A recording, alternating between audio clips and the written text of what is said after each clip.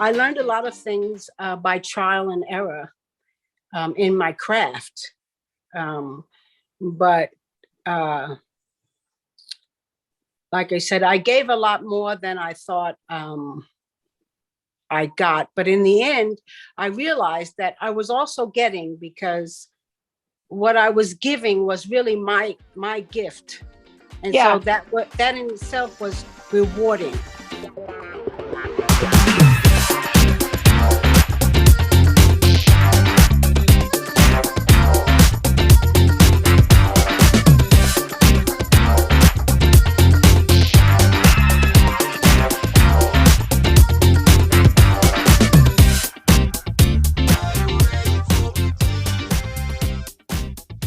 Welcome to Camp Fifi Season 3, Episode 3, Part 1, with my dear friend Louisa Anthony, award-winning hair designer in the film and television industry. And we sit down and talk about hair balance and being what it's like to be an idealist realist in this world, and what is one's purpose and passion, and how that applies to life and decisions made, and how we show up being, and the confidence it brings, and the opportunities and life lessons. I'm so excited for you to join me for this episode and next week's episode as I sit down with my dear friend Louisa Anthony. So pull up a chair, grab that coffee, because here we go. Yay! Hi! How are you? Happy New Year Eve. I know. It's so good. It's so good. It's amazing. Another year around the sun, huh? Another year around the sun. And I was thinking about how I want to get right into all this. But first off, I just want to say thank you. Thank you for saying yes. It's my pleasure. I mean, well, there's no other answer. Listen, we've spent some special time together, and I was reflecting on when did I first lay eyes on you, and for some reason what popped up in my eyes was seeing you in your blue trench coat out in the middle of nowhere doing the show Carnival for HBO. Oh my God. I swear to you, I think I knew of you and maybe our paths had crossed, but that was the first thing that came to my mind, which was pre us doing Cold Case. Oh my goodness. And I was like, well, there was the classiest woman in the middle of a dust bowl, doing her thing, showing up, doing her thing, leading like an artist and an elegant woman. You're so sweet. I'll put my earrings on. Yeah, put your earrings on. I have no jewels on. I just have AirPods in my ears, so I don't have to worry about I took all the jewelry off. Yeah, exactly. I know. I went to the float spa. Oh. It's pretty incredible. Is it like salt water? It's yes, it's Epsom. They fill it with Epsom salt. So many tons of Epsom salt. So healing. So you're floating. Oh my God! For 1 hour in a private pod. Oh, so it's really sanitary. Thank goodness, because I couldn't do it otherwise. No, I know. No, it's completely sanitary, and it's you have your own complete room. Amazing. It's. I mean, I felt like 20 years when I first left the spa and I stepped outside into the air. I could feel the air like 20 years ago when you were out for a brisk walk and you could just feel that air on your face, and everything was sort of I don't know, I guess for lack of a better word, young and sprung, and young and sprung is good. That Epsom salt did its magic. I'm telling you, the Epsom salt and the hour of just shutting off, so to speak.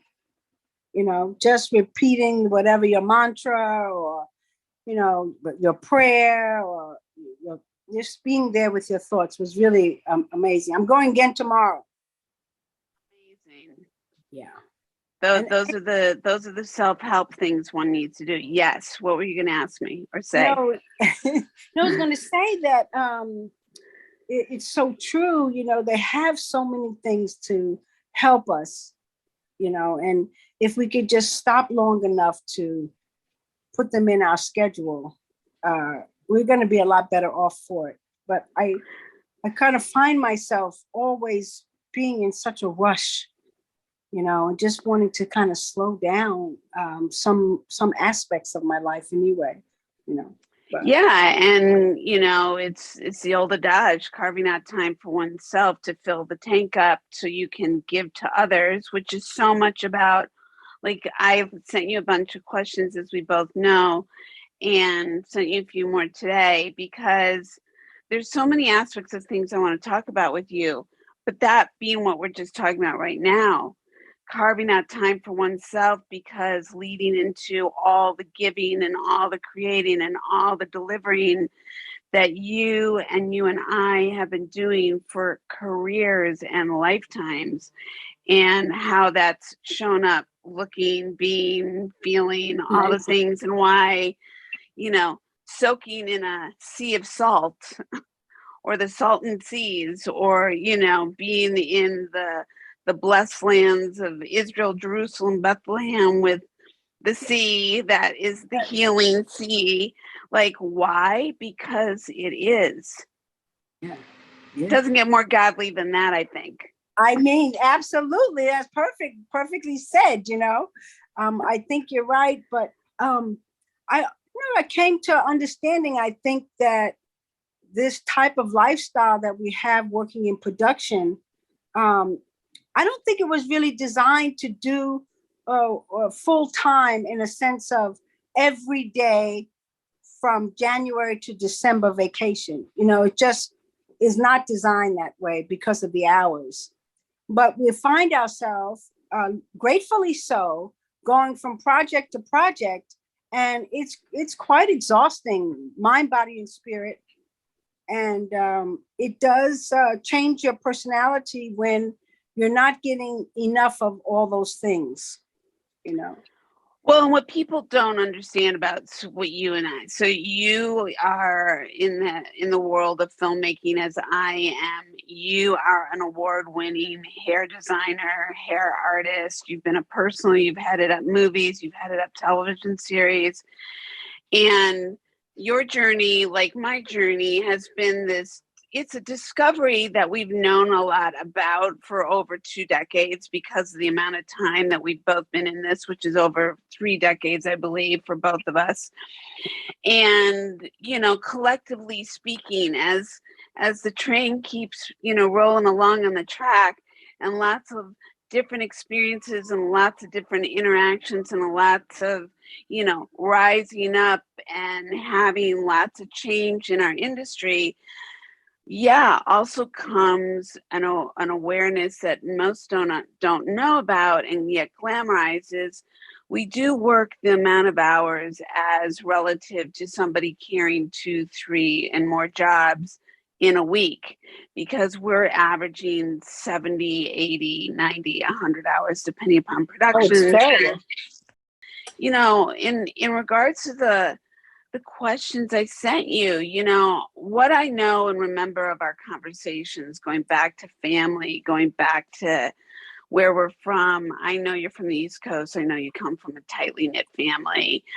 I know you took on a lot of responsibilities with your family, very early on, close to your parents, so on and so forth, having properties. I'm not going to get into all the personal stuff, but you've, definitely helped integrate with doing family as well as your career, and giving up a lot to get as well,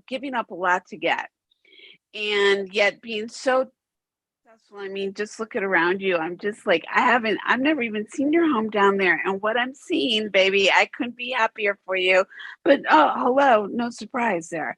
With that said,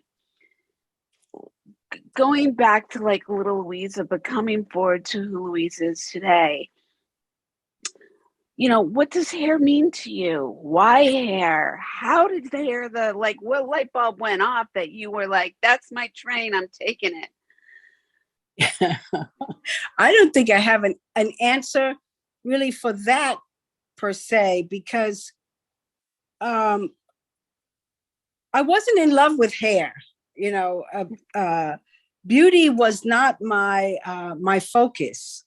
I was talented with my hands, and I could do a lot of things, and I was always fortunate enough to find good employment with good environment, good wages, vacation, people, things like that. And hairdressing just sort of fell in my lap, so to speak. I had been working many years for the airlines. Yes. And they went on strike, I don't know, something 1989 or something like that. And I wanted to take some time and see what else I could do. No big deal. That's one job, get the next one. And so I started investigating some careers and some professions that wouldn't take a lot of time to give me my credentials that I could, move forward with quickly. Because now I got my house, I have my car, I've got my life, So I don't remember now. I think maybe 18 months or 12 months was the course. And I thought, I can do that. It's a blink of an eye, And I can remember setting my sister's hair and helping my mother blow dry her hair and things like that over the years. So I thought, well, how hard could it be? And I'm thinking, this is a piece of cake. I've been doing this all my life with my sisters and mother and so on and so forth. But I never had a love for it, but I did love beauty, all kinds of beauty, nature, fine arts, people, all of it. So I thought I could find a niche in here somewhere and not necessarily be in love of hair itself, but all the type of things that I could think into it. The art that I could try to think into it, and also the type of living it could afford me without having to go back to school for a very long time. But it is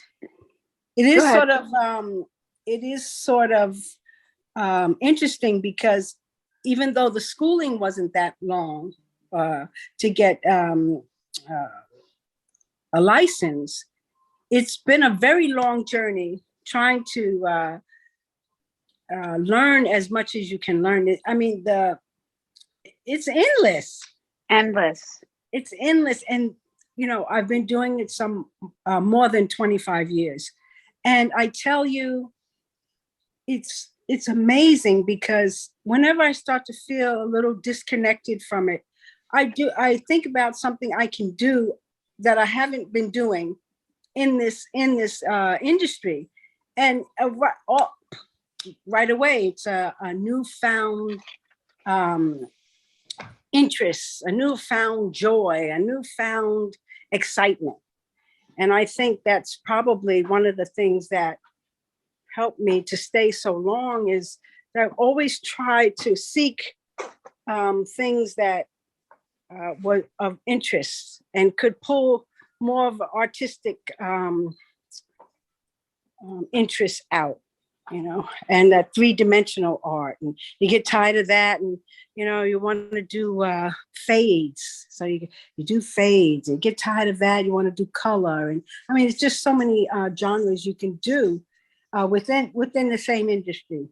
And and what I think one of the reasons why we aligned so beautifully, and not to interrupt you, beautiful, by the way, honey, I love that. I just have to block my face. I just had please do be you. You can be you. Yeah, I hope you edit it out. Oh, don't worry about that. I'm looking at a beautiful hearth. I'm looking at a beautiful hearth. It's not. Most of it will be audio. Periodically, they'll see a video. It's all good. No, what I was going to say was, you were talking about the little amount of time it takes to commit to the education, but the lifelong journey of learning. And I think the reasons why you and I align so beautifully is we are curious by nature. We never stopped learning.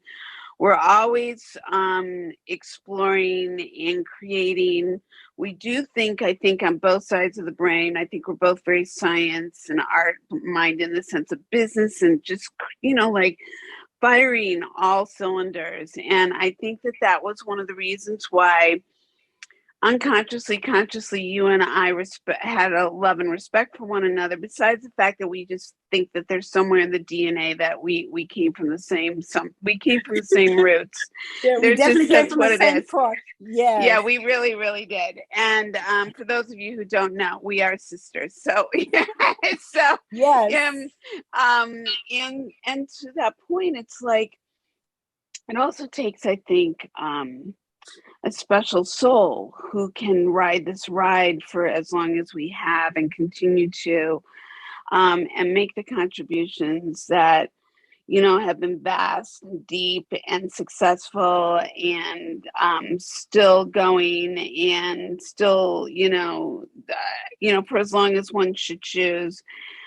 And I don't know about you, but I know that like when you get asked either to give advice or to be a mentor or what have you, there's obviously many things that you're really great at teaching, and there's a lot of resource that you have to offer. Yes. Yet at the end of the day, yeah, but yet at the end of the day, I know that per experience, I'm happy to advise and I'm happy to mentor and have mentees. I also don't know that I advise on this as an industry to participate in. If you do want, like as a woman, to try to strike balance, I think that there's a lot of great things in the ability to achieve. I think though that knowing what I know that I didn't know back then, would I have chosen differently? Would I have, because like you, we both had a lot of different sprinklings out there in the agriculture, lots of different ways we could have driven that road. Yes. And this is the road that we drove. And yet with all these other gifts and talents and interests. Do you think that, if you were advising people, what do you think that you would, contribute to their, without like telling them what to do, but being of advice? Well, I think that it's an amazing industry to be in. And there's a lot that you can learn and gain from it. However, I think it has to be approached with balance. So you can't get sucked into the money, the hours, the prestige, all the things that it awards you, because that will keep you on that out of balance lifestyle, going from show to show to project to project. And I think the balance, have something else that you're interested in, even if it's in the same industry that you do on the outside, so that you can create the balance. And so you're of it, but you're in it, but not of it, or of it, but not in it. That type of balance, I think, is important, because my mentality coming into the business was, I have to work 5 days a week, because that was my, my sort of working class mentality. Was you work 5 days a week, you're off 2 days a week. It's the status quo. Yeah. And so, however, putting the hours in that we do and the pace that we work at per project is compounded, mentally, physically, artistically, as opposed to someone who's going working in a normal industry 9 to 5, day in and day out. It's you're going to get off 4:45, 4:30, you're already out the door. By 5, I'm in my car. And I still have many hours to do other things, rest, relax, enjoy, whatever it is, create the balance. But because we don't have that luxury, everything is, we've got to get as much as we can get today. And if that means working 18 hours, that's what it means. And so you can't bounce back right, the next day and have your hours in self-time and your family time and that kind of thing. But I know I worked from job to job. I didn't know anything else. Well, and that's it, and being that hair is a big world, hair is a big world of opportunities out there. How you and I chose the world of entertainment, I know why I chose it. I knew I chose it because I was trained as a filmmaker. I loved entertainment. I loved theater. I loved, I loved the fine arts. I loved fashion, blah, blah, blah. There was anything I didn't love. I loved it all. Loved it all.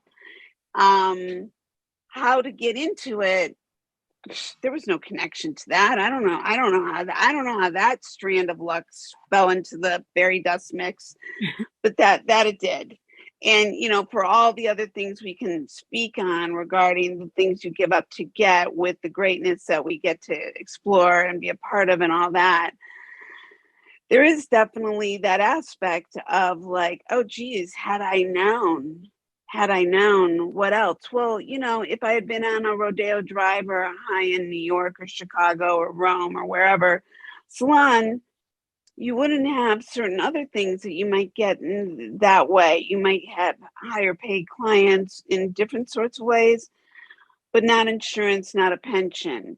It's like a business decision that we made, whether you call it a middle class working, a working class mentality versus an entrepreneurial mentality, which I question because you and I are both entrepreneurial minded, with a working class sense of putting your efforts forward, committing to what you commit to, dedicating, showing up, being loyal, making a decision, taking action, putting it out there and taking course and like being the dependable one. Deliver,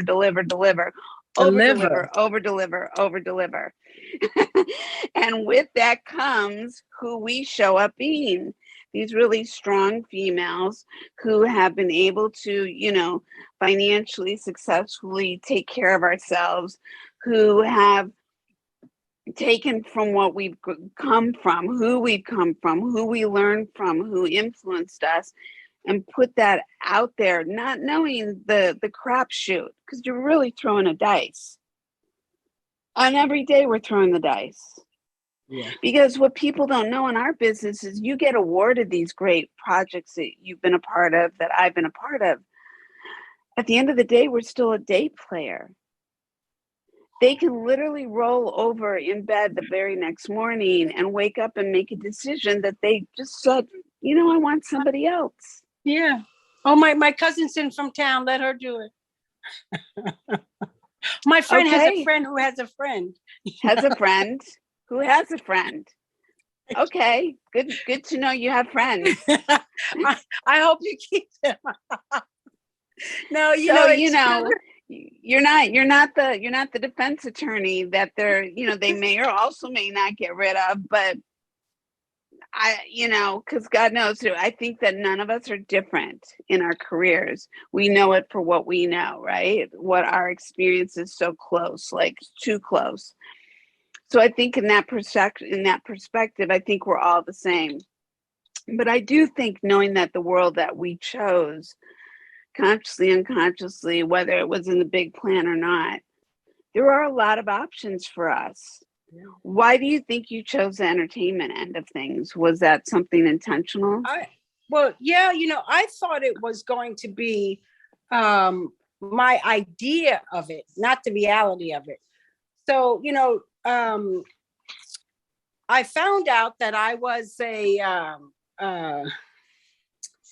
idealistic realist, which basically, says that I see everything perfectly, and then reality sets in, and I realize it falls from my from my idea of perfection. So when I looked at this industry, I thought it was just everything I could want, like good salary and regular hours at the time, and meeting interesting people and having the fun of it. I was drawn into that part of it because I thought that it was somehow more enjoyable than sitting behind a desk.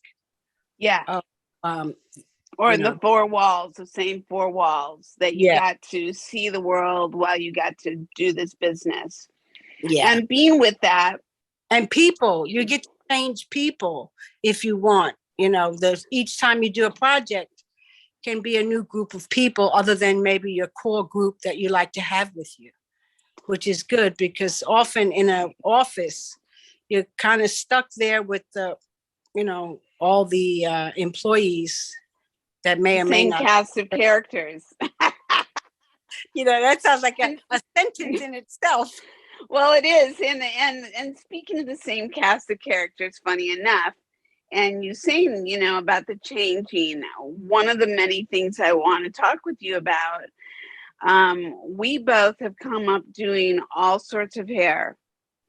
Doesn't matter whose head of hair it is. Doesn't matter length, curl, straight, ethnicity, culture. Like none of it has ever crossed the line, I think, for either one of us. But for many in the hair world, it doesn't integrate, or it hasn't integrated for, I don't know if it's exposure, environment, desire, training, what the world has put out before that human being. I wasn't raised that way. I don't think you were raised that way. But I find that there is a lot of division in that world. Maybe you feel that way, maybe you don't feel that way. But I feel that I don't know why people like fear a clipper versus fear, natural curly hair. And that could be on a white, like any variety of skin tone or melanin that somebody is, born with, or ethnicity. Like hair to me is hair, period. When it comes to doing hair, when it comes to working with hair, what are your feelings about all of that? Because that's a big question. I think it tracks the stylist, your skills, who you are in the world. You transfer into your career, into your business. So if you're a well-rounded person in the world, more than likely your clients and your interests in the industry is going to be well-rounded and culturally diverse, and texture diverse, and all of that, because of who you are. Often, if someone only has people around them that are like themselves, then that's unfortunately they don't get a chance to explore and venture into other new and interesting, rewarding places. Right. And environments that give them those opportunities. Right. And with that said, because we have seen, when you're in a salon environment, people tend to seek you out either because somebody referred you, or because of the amount of money you're willing to spend, or the location, or by happenstance. In our world, when we're working with producers and directors and actors and telling story, not everybody is choosing who they're working with. We're all brought together because of one element or another, or a multitude of elements. Have you ever, with that said, there's certainly been a lot of more public expression about how people don't always feel well cared for, want to make sure that they are, want to make sure that they're not overlooked. And have you felt that? I mean, I never felt that when we were working together No, personally. I think that we bring a diversity with us, and people can recognize that from the way we look, the way we act, what we say, and how we do things, our actions. So we probably wouldn't run into that type of situation unless it was something from an extreme prejudice, whether, whatever the prejudice was. If it was extreme, perhaps we may have experienced it, but because I've never been in any environment where I had any extremists, so fortunately I was welcomed as long as I could do the job, which they test you. Can you do the job? Give her a chance. Okay, what do I, what the heck? I'll give her a chance. Unless someone just doesn't like the way you look. I can recall practicing how to interview early on in my career while I was in college. And, they're prepping you to get ready for the world, the working world. And one of the things that I remember is to always have a pleasant facial expression, and always, look tidy and neat and have your things a certain way. So, because the people only have a few moments to size this deal up. Yeah. So we have to make the presentation in a way that is acceptable to most. And so I think that's and hooks them in and makes them interested and want to work with you and desirous. So yes. What is that you're delivering like that? Pardon me? What is it that you're delivering, that they're deciding very quickly who you are and what you can deliver just like that in a snap of a finger? Yes. Because, usually they've gone through their many before you, and so now they're able to do that deduction pretty quickly, sometimes to your advantage and sometimes not. But hopefully you become astute at it as they are. And so you know how to work the situation to your benefit. And, I always thought that some people ask, well, Louisa, how can you show up every day, with a smile? And honestly, I can say that I'm looking at the job and that day for what it's going to do for me in my personal life. How can it benefit me? How can it benefit my family? How can it benefit this project? I'm looking at all the benefits. And so I'm smiling because I'm looking at benefits, not deficits.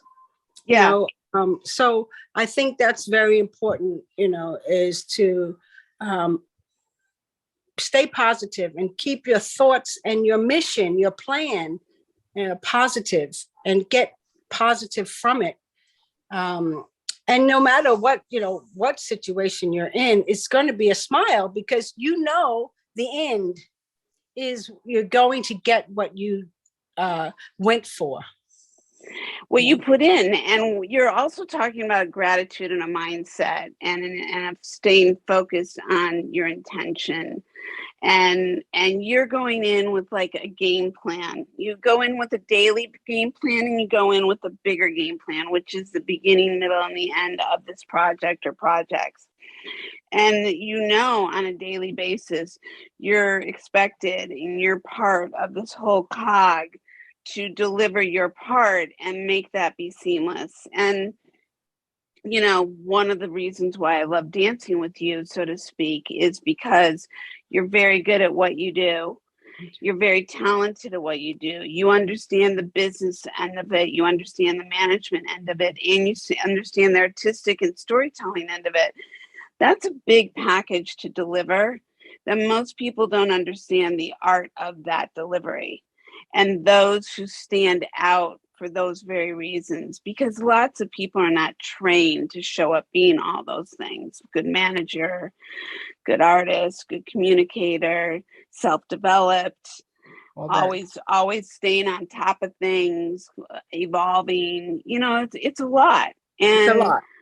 It's a lot that most people don't carve. Going back to our original stuff, where they don't carve out time to evolve these very important characteristics that make for doing good business.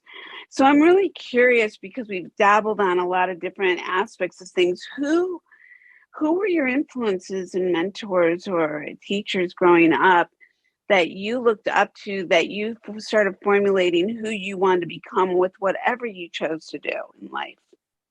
Well, my parents were a big influence on me. I'm the youngest of 8 children. And so my family was a big part of my life. And my both parents gave me something different, but yet very similar. And I sort of got what I wanted, because I could recall growing up, and my father always looked like, the one to be, because he went out to work, and when he came home, everything surrounded around him, and he had the control of the money and decisions and, all this stuff. And I thought, I want to be like my dad. I want to have the money and be in control of decision making and, be the roost in the house. And then, I look at my mother, and, she had all these lovely things about her. She was smart, and she was loving, and she loved to make things beautiful, and she's always striving to be better. And, I put those things together, and I said, I want to be like them. And that's what I sort of kept me on the track, because I was far from perfect, but I did ultimately always come back to the things that they had instilled in me and tried to give me in order for me to be a person of integrity, a person that you can trust, and a person that you want around, and so they were very important mentors to me. And honestly, I gave a lot more than I received in terms of people. I don't know. I had a certain look about myself when I was younger. And I think people, they didn't judge it properly. And so they're very reserved, with me. And so I learned a lot of things by trial and error in my craft. But like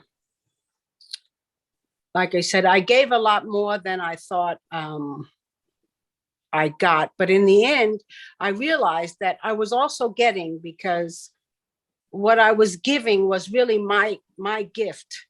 And so that in itself was rewarding.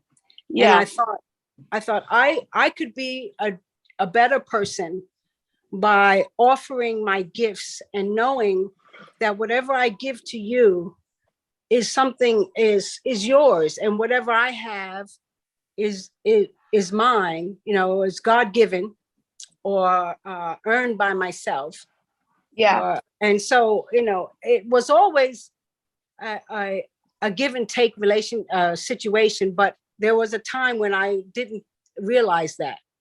But looking back, I can see it. But I came in contact with a lot of people that, size, like I said, the sizing up type of thing.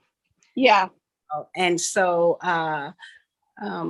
they didn't size me up correctly, honestly. They just did some judgment. Who knows what they were going through? But I don't want to get into off track with that simple thing. But well, you're not getting off track. Matter of fact, I was going to ask, who along the lines do you hope to, like consciously or unconsciously influence? Like, besides all the mishigash that we both know about, that we're not going to go down that lane No, we don't about, want to do because that. no energy is needed to go there. We both would neither one of us want to dip. I point, but I can't pull it together at the moment. So we'll just disregard that, Yeah, no. It's not. It's not. Don't even concern yourself with it at all. Matter of fact, but going back to influencing. So your parents. I knew your parents were the foundation to who you became. There's no question. Even though, I never met your father, I certainly knew plenty about your family. Even though I until you said today 8 children. Of course, I was like, right. I knew you're the baby. I just couldn't remember how many. 8, yes. How could I forget? But you go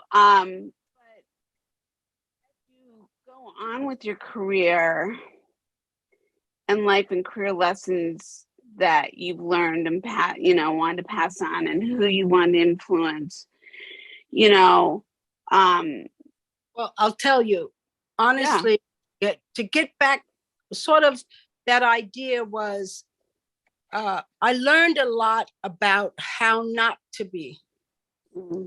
That makes sense. There were a lot of good teachers, but not the type of teachers that I thought they would be. And so go ahead. Sorry. I turned it around to, to be, okay, well, this is a good lesson in what not to do, or how not to be. So important though, Louisa, the observation, the opportunity, because some people never take themselves out of the leadership role to have that opportunity to stand back and look at the art. I really believe in our industry. My observation has been for somebody, and again, I didn't mean to interrupt you, but I'm riding on the coattails of this, I believe, or integrating, is I feel that because it's such an ego-driven business, that people don't know how to take their ego out of it from a perspective of making themselves better. Like walking into the room, you're working on a sculpture, you walk in and go, oh, the tushy needs a little carving off over here. It comes back to who we show up being in our characteristic development in our business and in communication, and how we, like you said, learn from others that you look to hope to be positively influenced by, because you had so much admiration for or wanted to be a part of their world. Then you are, and you're like, well, wait a minute, and I don't necessarily agree with that, and I don't want to be that person, so I'm stopping there and going a little over here versus down here. Like, so it is part of sculpting who you choose to be and show up being, and foundationally already being those things, just adding the sprinkles on from what you're collecting along the way. Well, you are one of those people that I admire and try to model a lot of things that I do from what I've seen you do. And I see your passion and your talent and the ability to show up, a present and do the best you can do every day, even though we're tired or we're hungry or or all the things that come into this type of business, and still, be that person. And I think you would be a person that I would look up to and hope that I can bring some of those elements to the day, Wow. Well, first off, that is such a huge compliment. And I mean, it's so mutual, because I remember, we had to have easily spent, if you take 22 to 26 episodes times 8+ days, you're talking over a third of a year doing dancing together, year after year after year. You collect 500, 700, 800, 1,000 days of dancing. You're going to know somebody pretty, not like, what underwear are you wearing? Forgive me, but I'm going to just say it. Or do you, or don't you? Because that's the show I run here. No, it's just, honestly, it's that, you know, I have that mutual respect for you. I knew that showing up at 4 or 5 in the morning, I was going to be able to trust and integrate and rely and respectfully do this dance together called life and business. Yeah. You don't always feel showing up doing that. You don't always feel sadly that way with, and I could probably count it on one hand that I really like, Louisa, after all these years, like, it's like, hello, like, I wouldn't even think twice. True. Wouldn't matter what it was coming down the pike. Sorry, go ahead. It's true for sure. I think it's clear that if a person is giving you what you want or what you need, you're happy with that person. And so in all those years and hours we worked together, and I really felt that, this is somebody I want to be around. This is somebody I like watching and looking and helping and whatever, because this is what I want to show up to be. And this is what I think it takes to really show up and do and be something. Now, I don't want to waste my day is somewhere in mediocrity. I really want to do that day as best I can, So. Yeah. And it really does come down to an energy thing too, because we both have been exposed to a lot of really talented people of all walks of life and all levels of their game. And it still comes down to, how do people make you feel? Do they make you feel good inside? Do you feel like you're part of something really greater than anything you yourself and only yourself could bring to like, it's a collective, like, woo, like a rocket ship. And you know it when you're on it. You know it when you're not on it too. And many a times, I'm sure we've bitten our lip or, done whatever to just stay on the boat enough just to get from one port to the next. Well, the thing is it's incredible to train your focus. The whole word is focus. It speaks for itself. But if I can train myself to focus on what I'm doing or my day or my purpose at that time or that moment, I'm going to be successful, Amen. And so I think balance, focus, is very, very important. But I also think that ambition is very important as well, because ambition to me is something that you need on those mornings at 2 a.m. and you're tired and you don't want to go, and you don't really have to go. You've decided to go because this is your responsibility, but you don't have to show up. Someone else would gladly take over for you, but that ambition to get it finished, to accomplish it at a certain level, will get you in that car and off to work with a smile, And so ambition is very important in this life, because it helps you.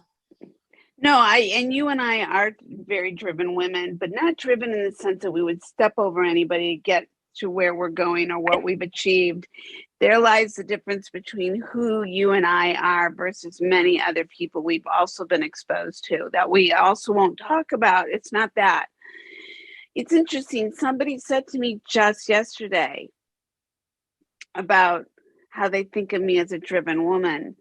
And at first I wasn't really sure how I was, I just stayed very neutral to the statement. And it was relative to, some life stuff. And I thought, how am I supposed to receive that? Like, I can choose. Is that a compliment? Is that a left-handed compliment, or is that a right-handed twisted with a lime and a little bit of an onion? I don't know. I was going to take it as it was a compliment, and I was going to leave the rest because I thought, hey, you got to have enough drive, because there's going to be enough slipping and there's going to be enough falling and there's going to be enough skin in your knees that you got to make up with your drive for all the other shit. And with that said, you got to be prepared to focus and commit and to show up at 2 a.m, at 3 and 4 and whatever. And not because you're selling yourself down the road of, this is what you said. It's the decision you've made, to accomplish that thing. If it's just that day or that scene or, that look, whatever it is. And not only how it affects me as an individual, but can I also fill myself, but be so full that I can extend myself to the people outside of myself, maybe have something to offer or to give them in my performance or in my showing up that day. Perhaps someone can see something that can help them wake up at 2 o'clock in the morning and get going, Well, and I think that is who you are. I think that is who you and I do seem to. I have no question you represent that to many, many people. Who you are, who you have been, who you carry yourself, how you walk in a door, how you walk onto a stage, how you integrate with all your talent, how you integrate with all your executives, how you integrate in life, in your family structure. There's no question that you carry that sense of pride and that sense of, this is my responsibility. You've made a decision. This is my responsibility. You came into the world. You came into this life going, I'm going to be responsible and I'm going to be successful doing it. And don't mess, get out. It's not even get out of the way. It's just, I know my lane and here we are. Here we are. Yeah. If you found this last 50 minutes of insight and entertainment and just really an authentic conversation, tune in next week because there's more where that comes from. I just love this woman so much. Louisa Anthony is really such a special human being in this industry and how she contributes and how she's a contributor to her family and to her friends and life in general. So I can't wait for you to join me for part 2 next week. Thank you for listening. Welcome to the Camp Fifi Uncensored podcast community. Share, listen, and continue as we continue to build this community. We have had at least 68 to 70 episodes already produced and going forward, doubling, tripling, and expanding our horizons. We look forward to you joining us. Much love. Bye for now.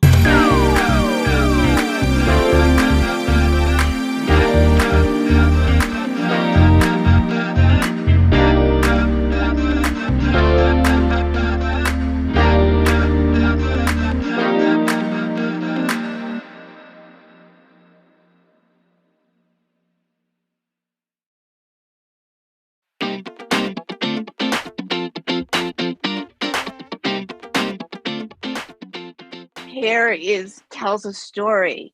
Hair tells you where people come from, what part of the world they come from, what period of time it represents, how they feel about themselves, what they're expressing in the moment, from 7 versus 17 versus 97. It's just evolution, as we both know, and the importance of how powerful the conversation all around hair is.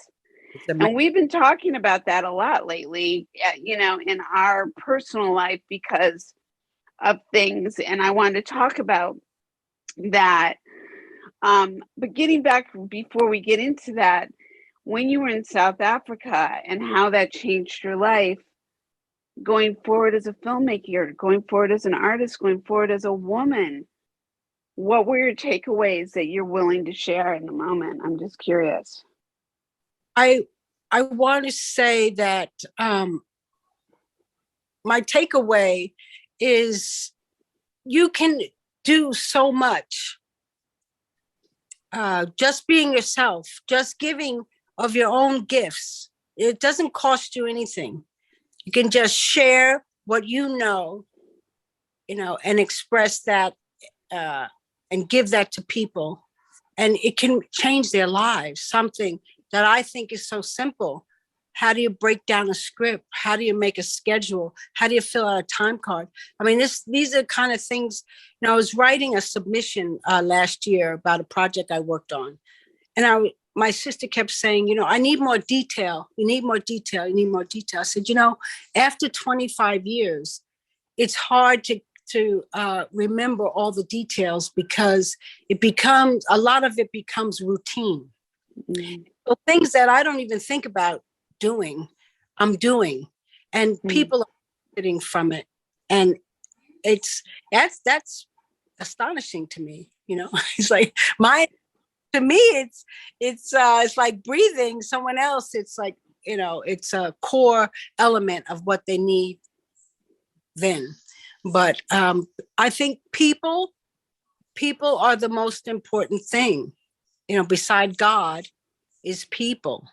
And so if you can affect anyone or many, then you've done something.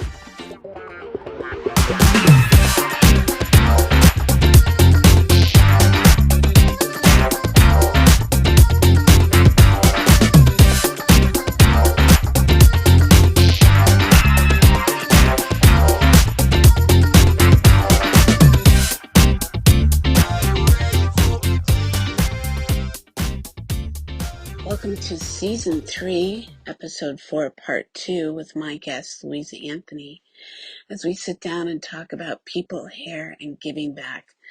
I love Louisa so much. She is just such a light and such a positive contribution to the film and television industry and to anybody whose paths she crosses. And I look forward to you hearing our Part 2 conversation as we continue to talk about what's important and what we've learned and what our takeaways are. So join me, pull up a seat, and here we go. You gotta have enough drive because there's going to be enough slipping and there's going to be enough falling and there's going to be enough skin in your knees that you got to make up with your drive for all the other shit. And with that said, you got to be prepared to focus and commit and to show up at 2 a.m, at 3 and 4 and whatever.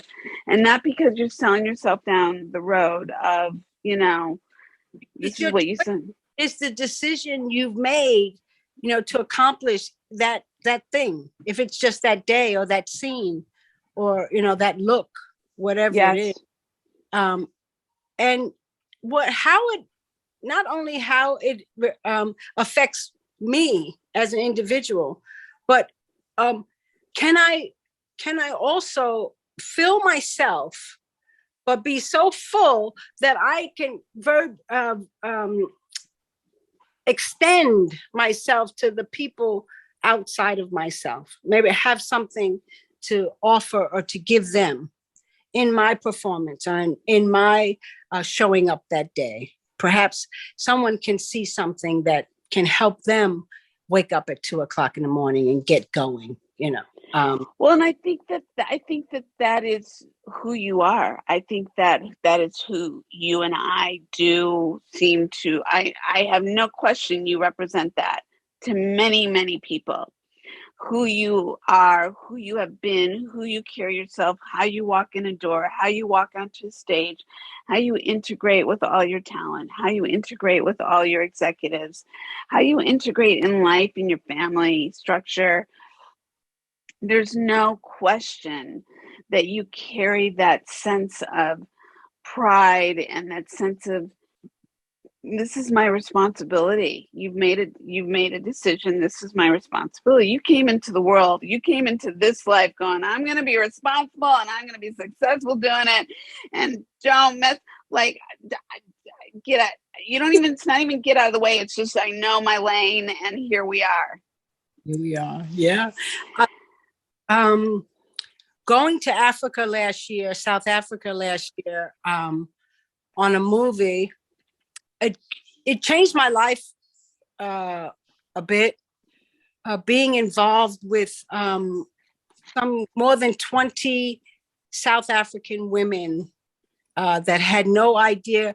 Only, I think, 3 of them had some understanding of hairdressing and production. Everyone else was, your neighbor, your wife, your daughter, your sister, something like that. And to show up every day with these women who were committed to doing their best for you was life-changing, because I had an opportunity on a daily basis to pour into these women, and the reward was astonishing. It changed my life. Well, and to that point, the irony was, the thing that I was going to ask you was, do you believe in happy accidents? Like, this to me is one of those God-given moments that you get to really fill your soul. These are the soul moments in life that carry you beyond you can't be paid enough. There's no amount of money that can realize this into fruition, because the fruition is so rich in its evolution. That will forever give you a fill in your soul. And that's like when someone says something about hair, it's when hair really takes such a small position, and the people that you're pouring into and what's coming back to you is a much greater picture, but hair is so big because that's what started it, so it's that, And what's so interesting about that, okay, we've made most of our career in the film world, and as we were talking about earlier, hair is such a big world, and here you walk into a world that you're not even working with professionals, but you're working with people who integrate their lives with, everybody's got a head of hair, everybody's got an expression, culture to culture. In your particular situation, I'm sure was very relative to the story you were telling, culturally, story-wise, what they were capable of doing and how they could help you deliver that look exponentially, even if they weren't filmmakers, and how powerful that was, in a choice and a decision everybody had to agree to, because you were all making a contract with each other, to a commitment to do this dance together. That's powerful. That's powerful in a way that it does have such a ripple effect of a life lesson of what we're capable of as in humanity and community, in filmmaking, in hair, how hair is like music, hair is like dance, hair tells a story, hair tells you where people come from, what part of the world they come from, what period of time it represents, how they feel about themselves, what they're expressing in the moment, from 7 versus 17 versus 97. Like, it's just evolution, as we both know, and the importance of how powerful the conversation all around hair is. And we've been talking about that a lot lately, in our personal life because of things. And I wanted to talk about that. But getting back, before we get into that, when you were in South Africa and how that changed your life, going forward as a filmmaker, going forward as an artist, going forward as a woman, what were your takeaways that you're willing to share in the moment? I'm just curious. I want to say that my takeaway is you can do so much. Just being yourself, just giving of your own gifts. It doesn't cost you anything. You can just share what you know, and express that and give that to people. And it can change their lives. Something that I think is so simple. How do you break down a script? How do you make a schedule? How do you fill out a time card? I mean, these are kind of things, I was writing a submission last year about a project I worked on. And my sister kept saying, I need more detail. You need more detail. You need more detail. I said, after 25 years, it's hard to remember all the details, because a lot of it becomes routine. Mm-hmm. So things that I don't even think about doing, I'm doing, and people are benefiting from it. And that's astonishing to me. It's like to me, it's like breathing someone else. It's like, it's a core element of what they need then. But I think people are the most important thing, beside God, is people. And so if you can affect anyone or many, then you've done something. Not just so. No. You are so right. Not just for yourself. It is, people do need people. That's why the song in Funny Girl that Barbara Streisand rips out, people need people. She was not joking. And and I say this this is part of my mission statement. I say this on my podcast all the time. People, we are each other's greatest bank account. Who and what we are able to offer one another, that doesn't cost us anything other than being open and giving of exchange. It's everything. That it goes back to the Epsom salt bath. It raises you up, it heals you, it serves you, it brings you forward. It does everything in every way you could possibly imagine by simply being willing to integrate. We're all the same. Yeah. Well, I think, yes, that's powerful. And I think that fear is a big element in why people don't live and share their gifts with each other.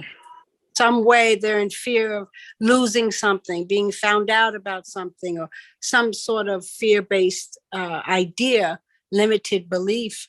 And so they're coveted with their gifts. It's unfortunate, so if we could balance fear with faith and integrity, we can go a long way. And in your own self, whatever that means, a long way. Yes. Accomplishing what it is you set your mind to, not just yeah, and I think to your point, none of us have it figured out. No one of us have all the answers. Doing it scared, not having all the information, and just being willing to get out there and do it and do your best and be of service and do it with, like you said, integrity and being the willing individual in partnership. It's like I say two things. It's kind of like rowing a boat from one side of the sea to the next, from land to land. You're going to be up against all sorts of things. Who do you want to be in that boat with? Who do you want to be in those trenches with? You want to be with people without it being a judgy thing. You want to be with people who are always willing to evolve and want the best for one another. And that's why people do need people. We don't do it alone. One hand does not wash itself. It needs the other, kind of thing. And it's interesting because I'm curious, with all these elements, philosophies that we've spoken on, do you believe that there is a greater plan? Do you believe like this was what you were meant to do, and therefore carries you into all these other elements of your loves? I think that whatever I chose to do as a career, I would still show up the same way that I do in this industry. And that what I feel my greatest gift and purpose is to help others, to show them through my experience what can be achieved. And then they can take that and expound. I want you to be greater than me, better than me, more than me, because I see it in you. And that's why I want to take the time to offer it. If you want, if you want it. And so I really think that no matter what I would have chosen, because I was, I could do a lot of different things. And I just happened to go on this. And I'm the type of person, I'm going to make it. If I decide to do something, I got to make it work, you know? So Yeah. I just sort of made this work for me, but it could have been any industry. No, you could have been any industry, and it still can be any industry for the next 30, 40 years, whatever you decide to do, whether you continue this or other things or expand on. We both know that. Yes. You have the skills and the love and the passion and the purpose. And it's interesting because we do work with people. We work in a business that's very demanding, where we have millions and millions of dollars riding on our shoulders, basically on a day in and day out basis, that people may or may not really consciously think about. And there's a lot of people in the world who have greater needs than being filmmakers. You know, let's talk about how hair applies to that, whether it's, you know, people who are homeless who need a good shampoo and a haircut, versus people going through cancer who lose their hair through treatment, versus people who are making films who, you know, may or may not have a lot of money thrown at them. How do you think about those things at different times? You know, because I think of you as being that person who would think on those many levels. What comes up for you when you think of that? Well, I'm starting a nonprofit company organization that will assist homeless and hungry children. And I'm going to use some of my influences from the hair industry to help me to open some of those doors. And so hair actually will play a big role in allowing me to move into my next purpose. Fantastic. I love that. And that's anybody who's going to be a part of that is really going to benefit from that. I'm no doubt. Yeah. So I'm putting that together now as we speak, and, you know, sort of getting things ready for, you know, my plan, so to speak, you know, plan what happens to life while you're, you know, planning. Life happens, but I'm pretty much on course for the most part. Yeah. So I'm going to launch my my hair product business probably by April of next year. It's a little later than I wanted, and but I'm going to do it anyway because I want to see it come to market, you know, and so I want to complete that. But my main interest right now, as I reach my golden years in this business, I think my next passion would be to help the children. Well, again, you're right on point with my questions about how do you visualize the next 30, 40 years. And what I've heard you talk about is helping children, launching your brand, continuing on the path of how you've helped take care of others. Yeah, I think you know, honestly, I can't think of a better thing for me to do at this point in my life, because I don't have a problem, much like you, and I admire that about you so much, is that, you know, when you have a passion about something, I will go to the end of the earth with it. And I will knock on any door and I will ask any person, you know, what I need to ask for that purpose. As opposed to my hair career, you know, I'm a little more reluctant at first. You know, maybe I'm not so sure what I want to do. Well, it's okay if I don't get that job, or I don't work with that person. I work with the next one, and, you know, so on and so forth. But with this, it's finally a sort of a passion that I can't fail. You know, it's a win-win situation, and I'm very excited to get into that phase of it. You know what I love about that is you speak on life lessons and you speak on confidence, two very important elements in what we carry forth in life.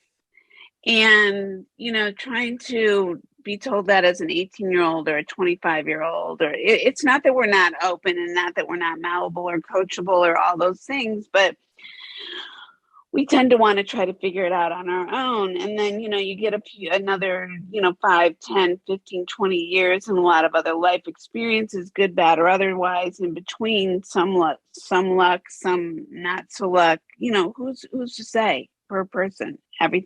Everyone's different. But there's an element of, again, like you said, life lessons that are of value that you've, reflect on. And there's also the sense of, you're being authentic to yourself, but how you're showing up in the world. And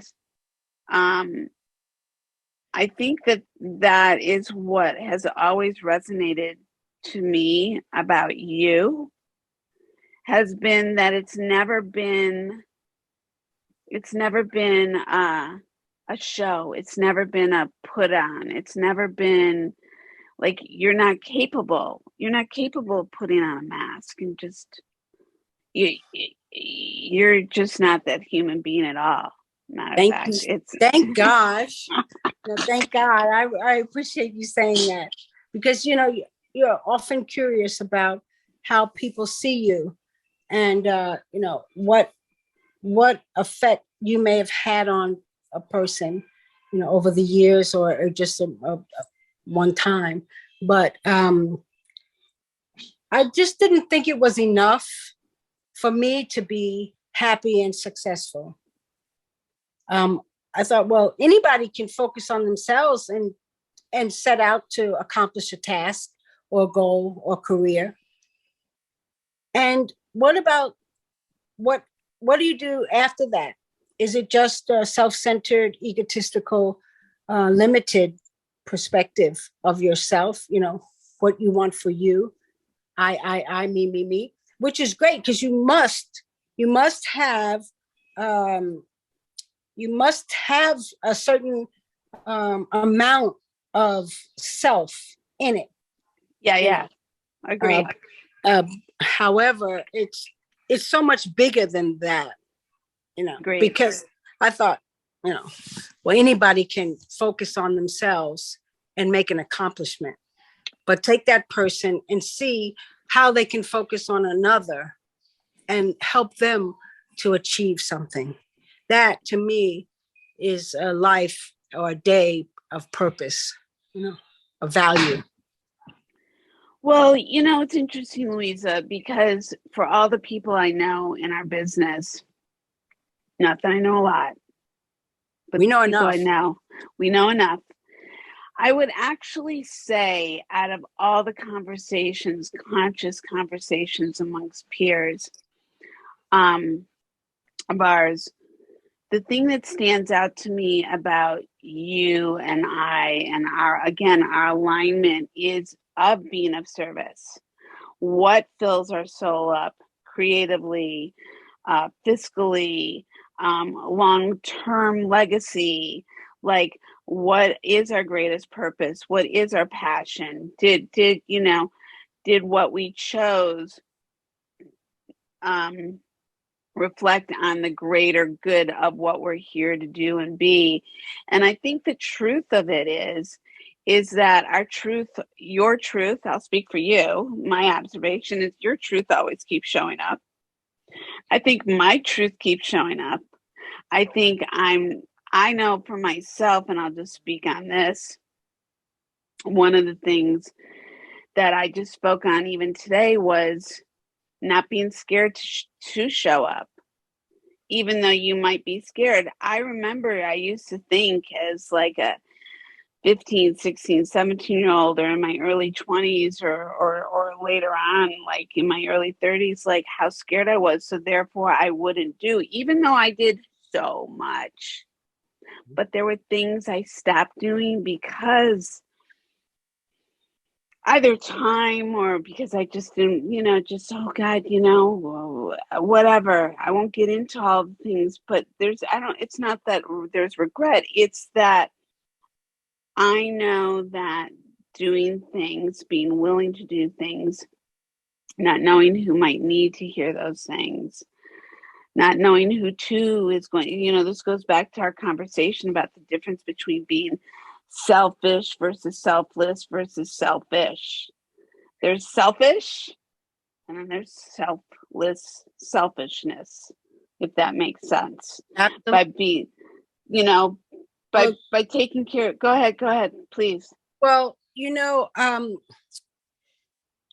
said something there that triggered a thought, and it just escaped me. I apologize. No. It's a selflessness that I was talking about, and I didn't mean to interrupt myself or you. I mean, the thing is that I feel that, like we said, I must be successful within myself, and what success means to me. Success to me means balance. It means the ability to make choices that are fulfilling and important to my well-being and of the people around me, and to be able to share my gifts with others so that they may be in some way fulfilled or uplifted. So that to me is success. But it wasn't enough. That's not enough, because I now realize that I have a lot more to offer. It's not enough for me just to accomplish myself. I have enough to help others accomplish something. And it just depends on what it is they want to accomplish.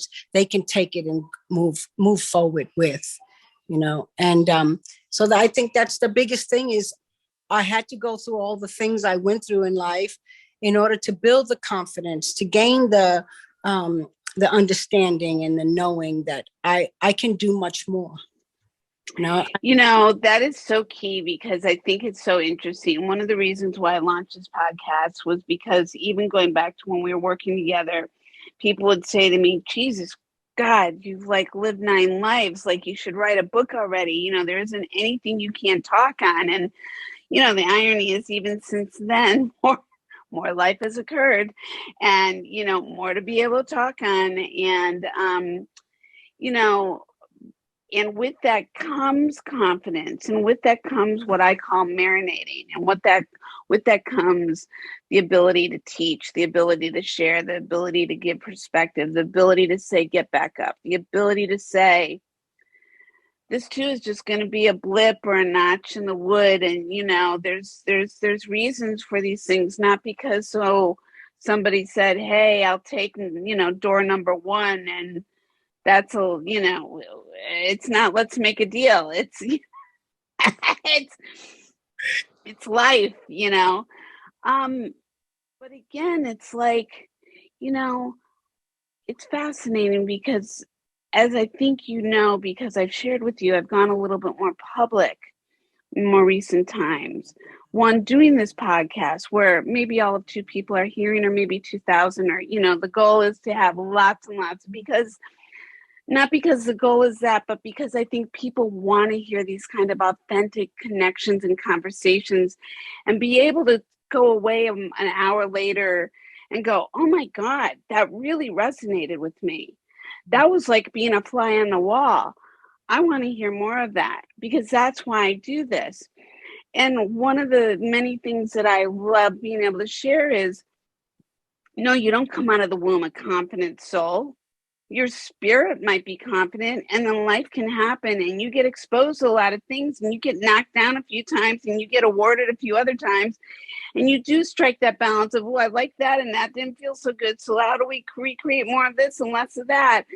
And it's called being a chef in your own kitchen. How do I drive that fucking phenomenal vehicle that is the epitome of sexy and sporty and success, while just being ooh, luxury and comfy and a big granddaddy, chill. It's all of it. That to me is life.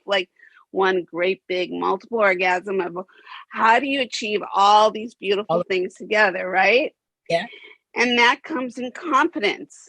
And confidence takes time to create. I truly freaking believe that. I do not believe that that is handed to you like here's an A for the day.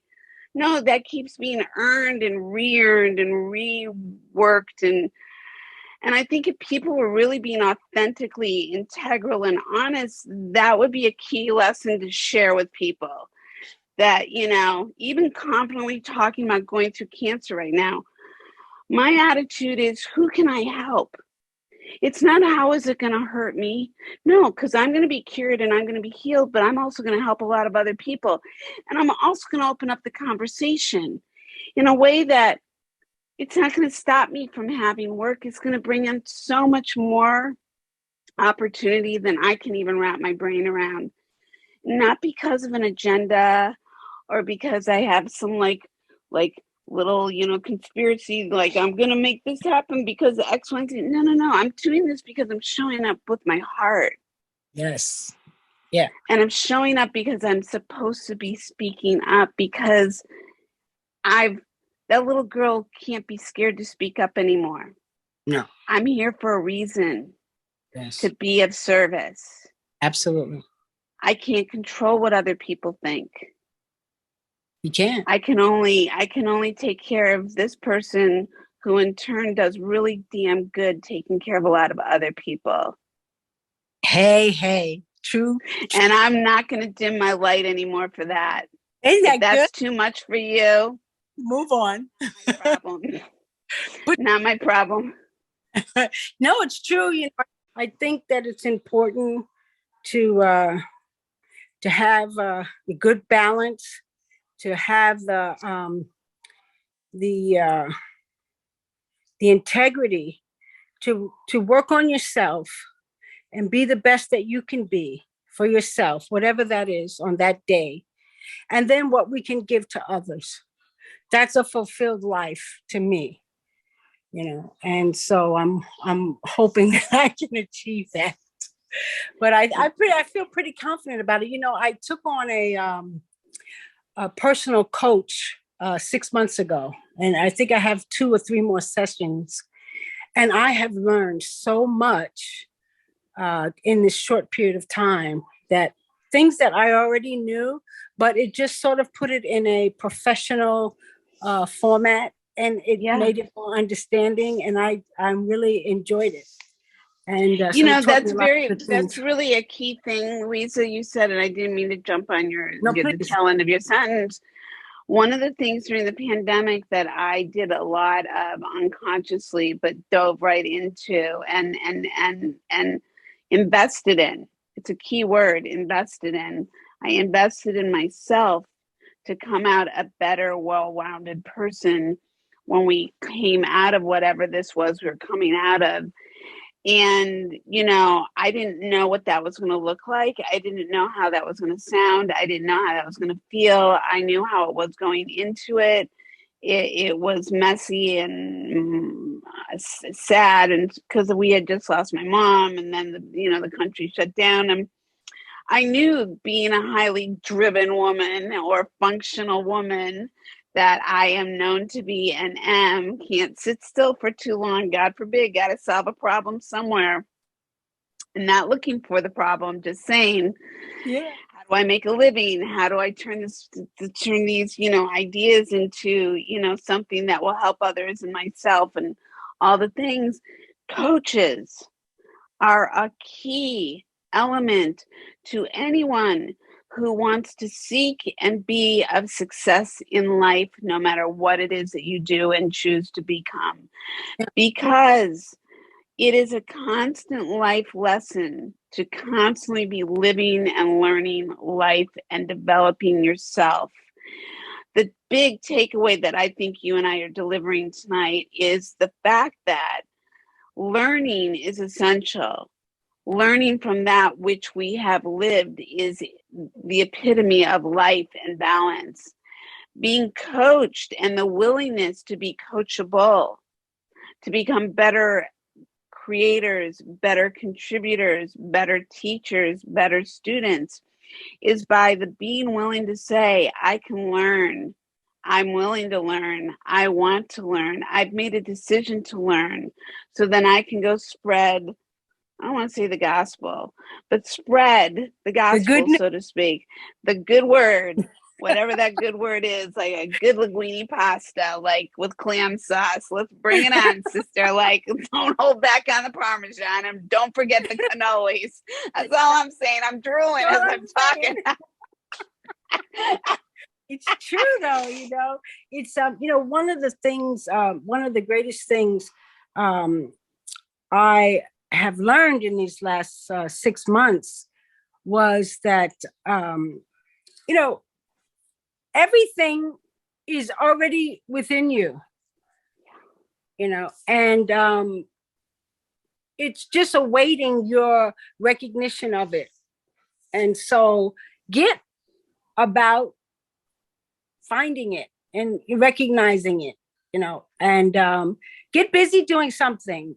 Sometimes I find myself, I enjoy doing something, sort of trivia, straightening out a drawer, and there's an art to it that I bring to anything that I do. And it comes from that inner spirit. And another thing that I learned is that when I say I am invoking the power of all. Yes. And so if I say I am going to do something, then I have all the power that I need to get it done. You put it out into the universe. It is already in action. In action, So it's a beautiful thing. And I'm so grateful for my journey.